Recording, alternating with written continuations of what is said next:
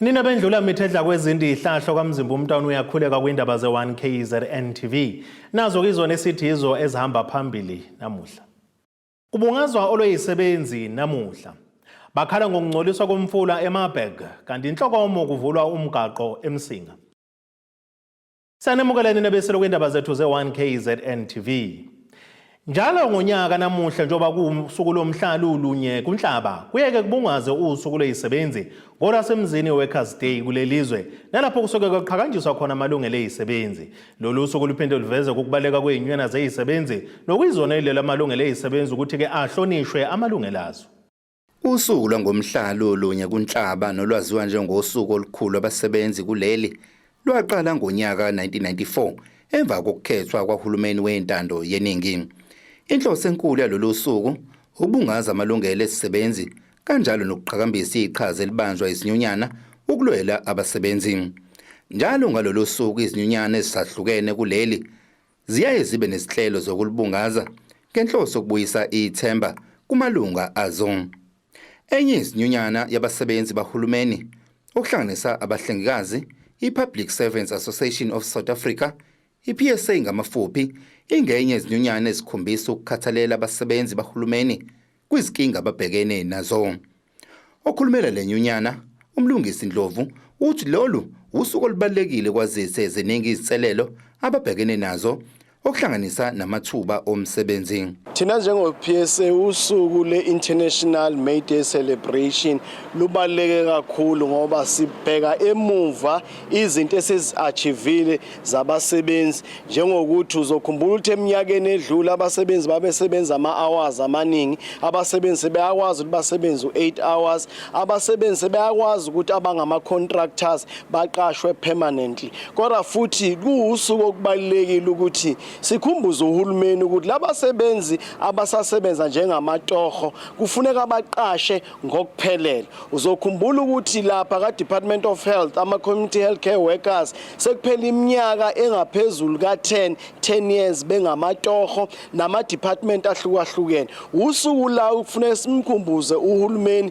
simkhumbuze ama-private companies ukuthi sekuyisikhathi sokuthi bahloniphe amalungelo abasebenzi. Usuku olubalulekile kokukhumbula ukuthi ngokomthetho sisekelo mawubheka isigaba 23 okhuluma ukuthi wonke umuntu unelungelo ukuthi ajoine inyunyana. So siyabagqugquzela ke abaqashi nama members ukuthi bahleze beyingxenye zama union. Usuku labasebenzi ave lubalekile ukuthi futhi sikhumbuzane ukuthi sibhekene nesikhathi esinzima la kusukela ngo2020 abasebenzi abangaphezulu kwa2 million eSouth Africa balahlekelwa imisebenzi. Yingakho sithi kubalekile ukuthi funeka sidala amathuba omsebenzi sivikela abasebenzi mabesebenza i-overtime bakwazi ukuthi bakhokhelwe ngendlela, abasebenzi bangaxoshwa nje ngendlela abantu abafuna ukuthi abathanda ngayo. Kufuneka ngaso sonke isikhathi sihleze siwavikela amalungelo abasebenzi, siphikisana ke nokuqashwa kwezingane nanokuqashwa ke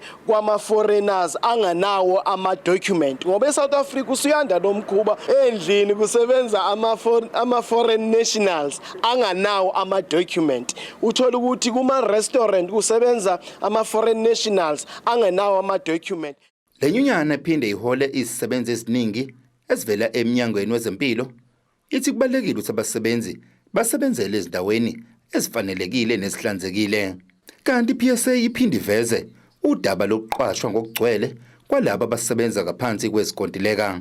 Kuzokhumbuleka njengama-public servant sisanda ukusayina u7.5 salary increase. Emva uba sesayinile i-inflation rate iyanyuka, i-CPI iyanyuka, ukudla kuyanyuka, izinto eziningi ziyanyuka kwenza kube nzima abasebenzi bakwazi ukuphila. Yingakho sithi kokunye sithola sesihlukumezeka ngoba indawo eziningi basenendawo labangafuna ukurecognize ama-union. La uma ujoin i-union abantu begcina sebehlukumezeka sibheka ngezinto eziningi ezahlukahlukene. Uzokhumbula ukuthi uPSA sigqiqa kakhulu lento i-compliance nezinto zo-occupational health and safety. La uthola ukuthi kuma department amaningi suthola ukuthi abasagcini izinto zomthetho. Mawungabheka nje lapha eRichards Bay social development abasebenzi bake bavalela ugesi namanzi. Mawuvalela ugesi namanzi awukwazi ukuthi uzosebenza endaweni kanjani. Indawo zokusebenza funeka kube indawo eziconducive, abantu bakwazi ukusebenza ngokweqiniso, abantu bakwazi ukuthi babe nembono ngoba kunendawo uthola ama shop steward ethu ayahlukumezeka uma emela abasebenzi. Ezinye zezinto kufanele sihlale phansi sikwazi ukuthi si reflect sikhulume ngazo ngoba usuku la namhlanje la May Day sithi noma celebrate senama contractors workers angakwaqashwa abe permanent. Uzokhumbula ukuthi uma kushintsha umthetho we labor relations bewu-amenda akekho umuntu okufuneka asebenze u3 months engenziwe permanent unless lo msebenzi awenza kuyi-project nje ka3 months. Kunabantu abarenewela ama-contract, abanye abanama medical aid emsebenzini yabo, abanye kuyafuneka ukuthi batravel baye endaweni ezahlukahlukene, abathole car allowance, abathole nane-assistant. Yingakho sibanxusa abaqashi ukuthi abayibheke lento ukuthi uma unika ama-benefit abasebenzi usukwenza ibhizinisi lakho lizokwazi ukuthi kuperform. Siyakholelwa-ke futhi ukuthi funeka sibonge abasebenzi abaningi angaba onesi, othisha, abantu abama-clerk, ama-cleaners endaweni ezahlukahlukene ngokuqhubeka babamba umnotho walelizwe ngoba ngaphandle kwabasebenzi lelizwe liyofadalala. Njengoba sazi lolu suku luphinde luqhakambisa ukusebenza kwezinyunyana, inyunyana yothisha yona i-National Teachers Union inathu ngamafuphi ithi nakuba lolu suku lubalekile kodwa sebelithatha njengolokukhala emnyangweni wezemfundo njengoba ubhekene nezingqinamba eziningi okuhlanganisa nokwehliswa kwesabelo mali. Usibusiso Malinga ongumengameli walenyunyana uthi ziningi izinselelo abasebenza ngaphansi kwazo othisha. I-Workers' Day iwusuku olubaluleke kakhulu kubasebenzi ngoba masithatha sibheke emuva ila abasebenzi besuke bebungaza khona usuku ekuthiwa olwabo kufanele kubhekwe umsebenzi abawenzile, kodwa luya ngokuya luyiluza i-value. I-value ke luyiluza ngoba isikhathi esiningi kubasebenzi uthola ukuthi akusetshenziswana kahle nabaqashi, ikakhulukazi uma sekiwa endaweni zamaholo. Awukwazi ke ukuthi abasebenzi bangaselebrate lolu suku benezikhalazo. Mhlambe ke ake siqondise ikakhulukazi la thina si-organizer khona kwi-education sector. I-education sector ine problem kakhulu. Sizokhumbula ukuthi uhulumeni neqembu elibusayo bathi i-education iyona abayenza i-priority. Sethuka ke safa uma kuukuthi sekwenziwa lento ekuthiwa i-budget cut. Even nakuyona i-Department of Education kukhomba ukuthi ayi-prioritize. Lokho kunomthelela eminingi ethinta ikakhulukazi abasebenzi. Othisha ezikoleni bathola ukuthi izingane seziningi kakhulu bayagqilazeka. Ikhona into abangayicelebrate ngosuku lolo. Uthola ukuthi uma kiwe ingxoxweni zamaholo othisha kwesinye isikhathi bayarojwa lapha ka-PSCBC, uthola ukuthi umqashi akayihloniphi inakho izivumelwano ezikhona. Bese ubuza ukuthi ngempela ikhona into abangayicelebrate. Kona sekugcina kube usuku lokukhala ukuthi usuku lwethu abasebenzi kodwa nokuthi akulungile. Njengathi nje siyi-National Teachers Union sikholela ukuthi kufanele lolu suku sibahlanganise abasebenzi. Sicabangeke ukuthi mhla ka4 sibahlanganise eMpumalanga. Bonke abasebenzi ikakhulukazi kungabe bayinathu noma beyona nabafisayo ukuthi bahlanganyele nathi ukuze lolu suku silibheke bese sibheka ikakhulukazi nezinselelo naloko esicabanga ukuthi kungawumnikelo wenathu emnyangweni wezemfundo ukuthi kukwenziwa njani ukuze isimo sibe ngcono. Lo msebenzi wokuthishela uphinde ubeke izimpilo zothisha engcupheni njengoba ezokuphepha esikoleni zisayinkinga enkulu. Lenyunyana ithi angeke iyeke ukwenza umsebenzi wobizo wokunika abantwana isinkwa sangemihla okuyimfundo. Akukho esingakusho ngaphandle kokuthi asibacele ngoba zikhona izingqinamba engabe zibhekene nomqashi, kodwa thina sisebenzi umqashi, thina sisebenza izingane. Sinenkinga ke uma kungukuthi kuzosafarisha izingane. Kufanele sikubhekeke ukuthi kakhulukazi othisha benza umsebenzi obalulekile ongazange uvele ngesono. Abanye benza umsebenzi ukuthi manganika nje isibonelo uma kungathi uyigebengu ziyaphela eSouth Africa umsebenzi ungancipho wamaphoyisa nowamajaji nako konke kodwa lowo thisha umile ngoba ayikho into engasubstitute uthisha eklasini ingafika itechnology kufike konke ngakho kuumsebenzi wobizo futhi ke balandela enyathelweni zikathisha omkhulu kunabo bonke uJesu Kristu ngakho ke sine obligation yokuthi abantwana sibafundise kungabe amaklasi agcwele kungabe ingane idlile njengoba zingadlile nje eKZN kodwa sinalo ukuthi kufanele lezi ingane zifunde zize zedlule thina ikakhulukazi ngoba ikusasa lazo negazi lazo liyobuzwa phezukwethu ngoba sawukhetha lo msebenzi njengobizo into esiyibhekisa khulumene kade sayiqala kuumsebenzi wanoma yimuphi umqashi ukuthi indawo ekusetshenzwa kuyona kube indawo ephephile sinenkinga ke kakhulukazi ezikoleni siyazi ukuthi iKZN ikakhulukazi ihambe phambili la besifica khona abasebenzi bethu ikakhulukazi othisha nalabo abasebenza kwi-education into ebeyenzeka bekufike kungena izigebengu baphucwe ama possessions abo kungabe yikhwama imali ama cellphone nokunye bekungagcini ke lapho abanye bebeze baphucwe izimpilo zabo ngakho ke kade sasho ukukhulumeni namanje futhi siyaphinda ukuthi sicela izikole zithathwe seriously njengezikhungo zikahulumeni sicela izikole zibe nama security Udaba lusegudwini kulezi insuku lokushintshwa kohlelo lokusabalalisa ukudla esikoleni enye yezinto eziphazamisa ukusebenza esikoleni inathi ibiseyifisela amalunga ayo usuku oluhla yathembisa ukuthi izoqhubeka nokulwela amalungelo esisebenzi kuyihlazo namanyala mangakubeka kanjalo ukuthi kungenzeka kanjani uhulumeni omkhulu eyikhiphile imali ibudget ya nutrition mangaphosisi ku 1.7 billion bese uthola ukuthi akudliwe ezikoleni isizathu noma yisiphi esingabekwa asizwakali into ebalulekile ukuthi abantwana bayadla nesikoleni khumbula ukuthi lokudla ekwathiwa kuye inganeni esikoleni ingoba kwakwenziwe ucwaningo sinezingane ezihlala emakhaya abangenabazali sinezingane othola ukuthi zidepende kule meal ezithola esikoleni kuphela sinezingane ezidla amaphilisi ngenxa yama comorbidities ezinawo ofica ukuthi eminye yemithi sihlala kothisha emva kokuba ingane sidlile bese inikwa lemshanguzo kuba iphuze ngakho uma kukhona okungahambi kahle sibulala isizwe bafowethu benathu lani khona sikhulume ezikoleni kuma SBRs sikhulume ikakhulukazi na kulabo abasiphathela ama branch umhlaba wonke sikhulume futhi nakulabo abasiphathele ama regions ne head office sithi asibambeni sazi ukuthi silwela othisha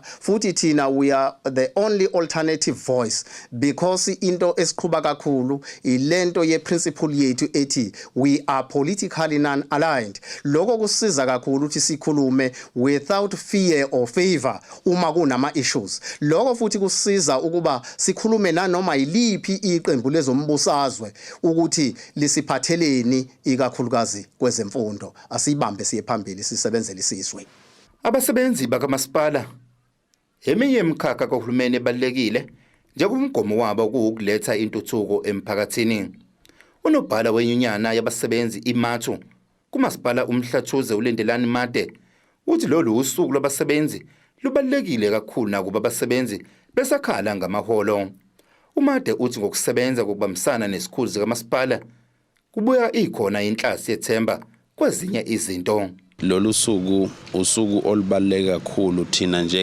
njengenyonyana yemathu esiluqhakambisayo kakhulu ukuthi abasebenzi kufanele ukuthi ngalolu suku balithokozele balonwabele ngoba usuku lolu olwalwelwa kakhulu ukuze amalungelo abasebenzi arecognizwe emsebenzini ngeke ngiqamba amanga abasebenzi emsakazi njengamanje sisabhekene nezinto ezinkulu eziningi ekusafanele ukuthi silungise akabe bikho ukujabula uma uthi uyabuka nje uzobheka indlela imiholo enyuka ngayo mawubuka nje ukuthi upetrol unyuka kangakanani ama interest rates ayanyuka kodwa mawuthi uyabuka indlela ama percent aedwayo mancane kakhulu emiholweni yabasebenzi so angeke sithi kukhona ukujabula abasebenzi abakafinyeleli lapho esingathi khona bathokozile ngendlela uhulumeni asingatha ngayo, more especially indaba yamaholo.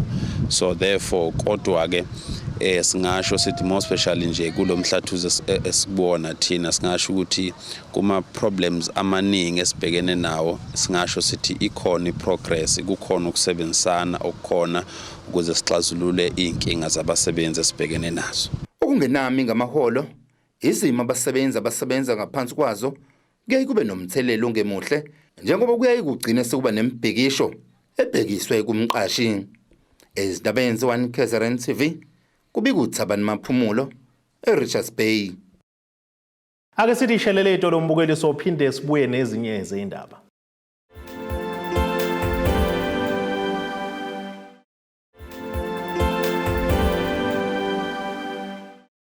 Asibonge nina beselo siphinde sinamukele nisabukele zona indaba ze-1KZNTV, nazo izona indaba esithi izo ezihamba phambili namuhla.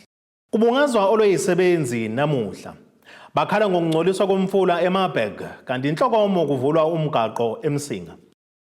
Umphakathi waseMarburg kuWard 17 ngaphansi kwamasipala eRenkonyeni ogwini oseningizimu nalesifundazwe ukhala ngephunga eliqhamuka kumfula oseduzane nemizi yabo uMbango. Ngokusho komphakathi lo mfula ugcwele amakhemikhali, kanti akhipha iphunga elingelihle nokubaphoqa ukuthi bahlale bevala amawindi ezindlini zabo ngaso sonke isikhathi. Ilungu lomphakathi uNepal Devenarian uthi yena useyisaguga, kanti iphunga lamakhemikhali kalimphathe kahle njengoba sehlala ngokungaphili.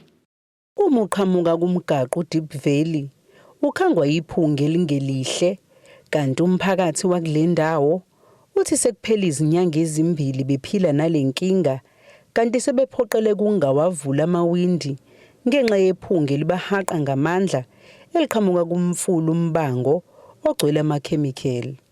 Ilunga lomphakathi lithi lona selizigugele, kanti lento yamakhemikhali agcwele kulomfula izobagulisa. This river is smelling. We can't even open our windows. We can't even open our doors. We can't eat food at night. And in the morning time, we get a very bad smell.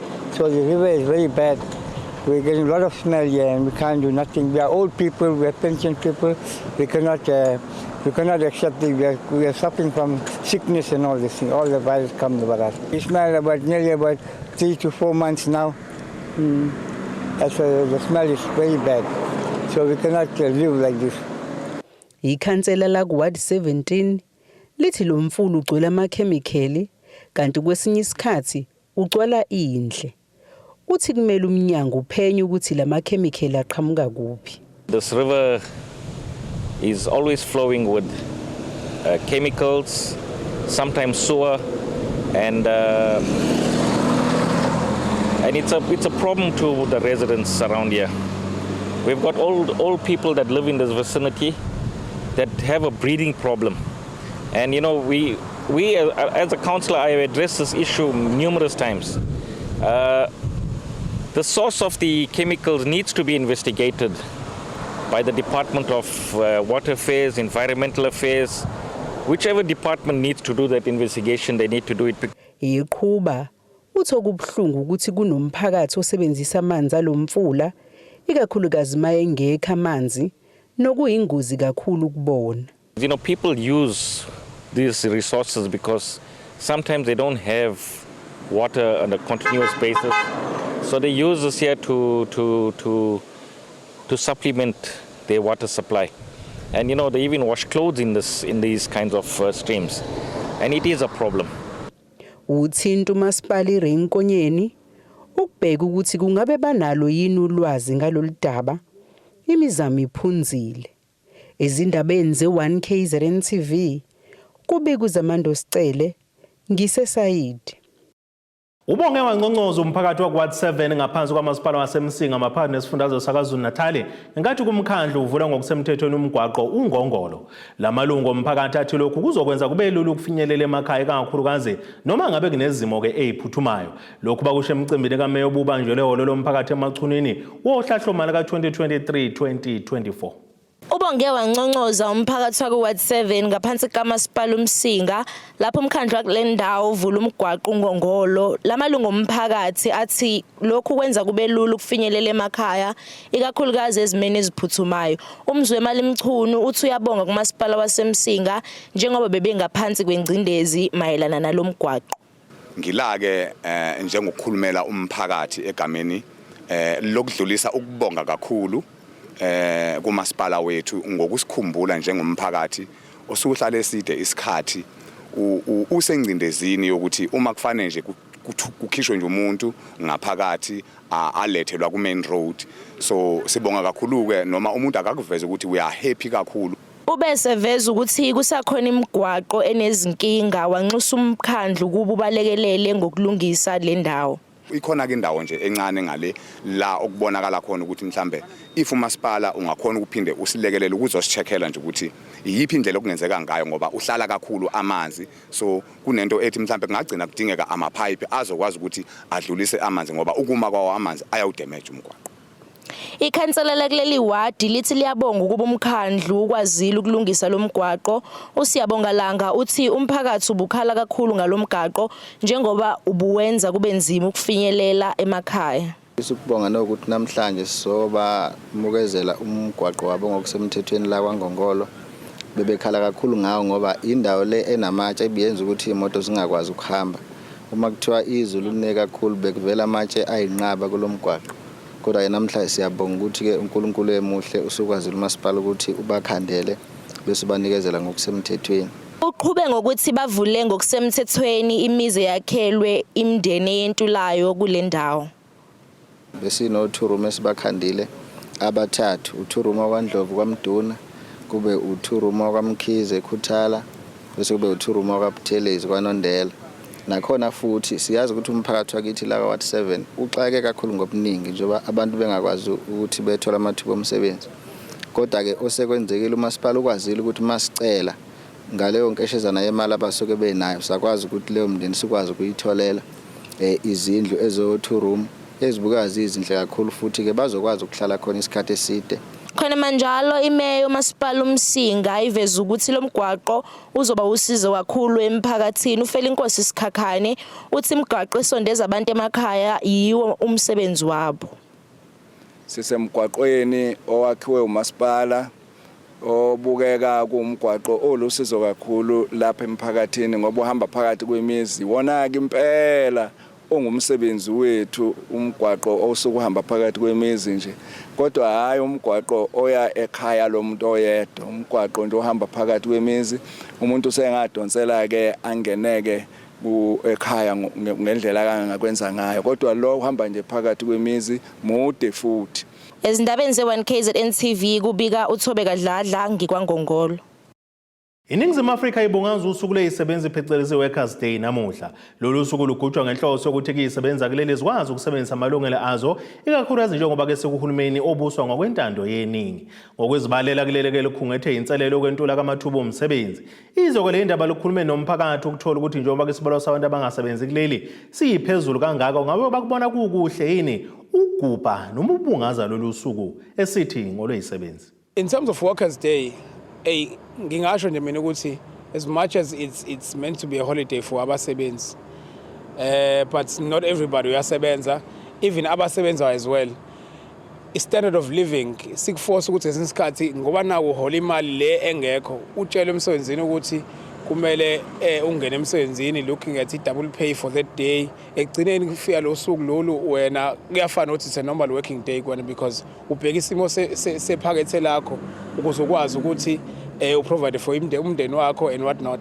So lolu suku lolu ngokubona kwami as much as lukhona but given izimo lezi sibhekene nazo financially fa ngabe kahle alisekho ngoba akona wonke umuntu olenjoya ngendlela efanayo. Ngibona lonke usuku luyiholiday libalekile kakhulukazi eNingizimu Afrika because kunamagalela abantu abalwela ukuthi malibe khona noma kunezenzeke ezenzekayo kuze kuqambeke lelo holiday.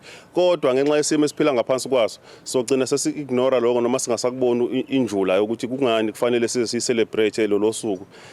I-Workers Day ngibona kusuku olubaleke kakhulu kodwa nginokuhlukumezeka ngokomqondo because sesi-selfish, particularly kosomabhizinisi abazimele, izinkampani ezinkulu zicabangela imali nokucabangela abantu. Nginesiqiniseko sokuthi mhlambe u-30% or less than little bit of 30% bazobe semsebenzini nge-Workers' Day, ofish yinto ekufanele ngabe ithathelwe izinqumo isukunyelwe ukuthi ingenzeki. I-Workers' Day ime nje ibe Workers' Day, wonke umuntu ahlale ekhaya kubo a-celebrate usuku.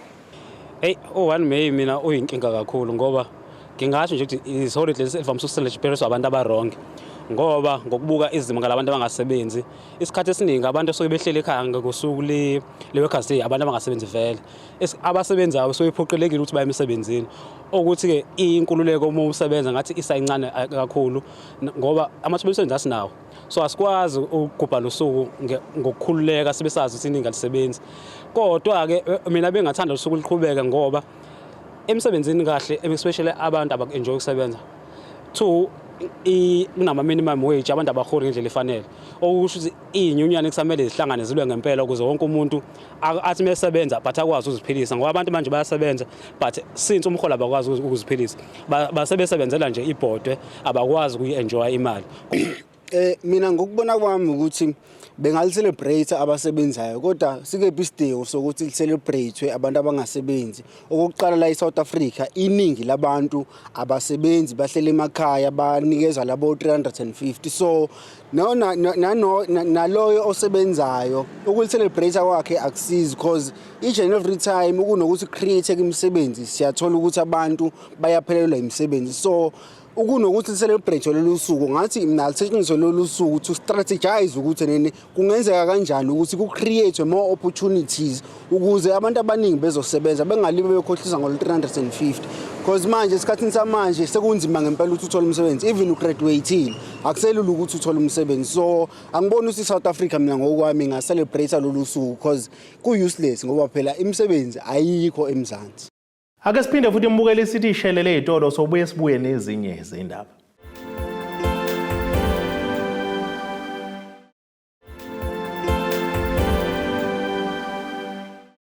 Asibonge siphinde sinamukele nisabukele zona izindaba ze-1KZNTV nazi indaba okuyizona ezihamba phambili. Kubungazwa olwezisebenzi namuhla. Bakhala ngokungcoliswa Komfula eMarburg kanti inhlokomo kuvulwa umgaqo eMsinga. Ake sibheke engosini yezomnotho.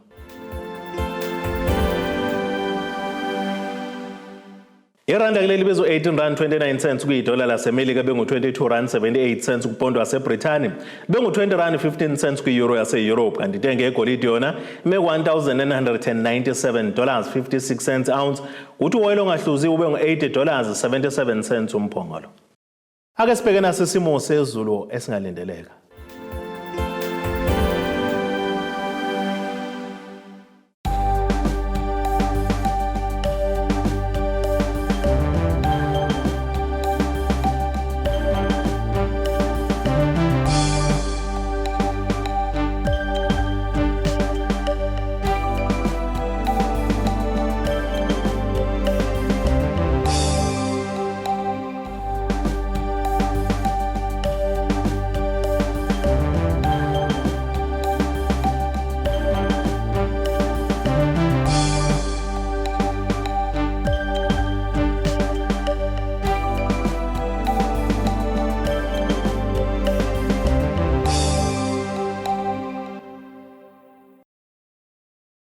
Nina bakamkhumbi kudluka sibone amakumgedlela zingako ebesiyiphaka namuhla okamzimba umntwana nethimba lonke le indaba sithi khumu kuze kube ngokuzayo.